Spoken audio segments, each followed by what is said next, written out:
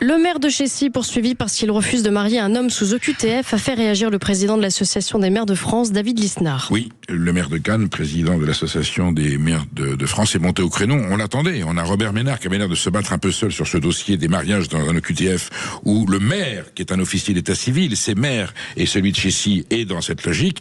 Les maires disent tout simplement dans le bon sens, c'est le droit du bon sens.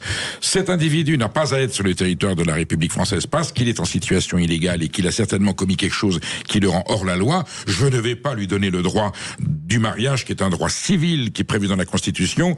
Il n'est pas en état de recevoir les liens du mariage devant un maire, devant le buste de Marianne de la République française sous la photo du président de la République. C'est un acte légal, c'est un acte républicain. Il n'est pas accordé aux gens sous OQTF. Voilà on campe le décor. Eh bien, c'est David Lisnard qui est monté au créneau et qui demande à ce que le Parlement, l'Assemblée nationale, légifère. La solution, elle peut être légale, il n'y a aucun problème.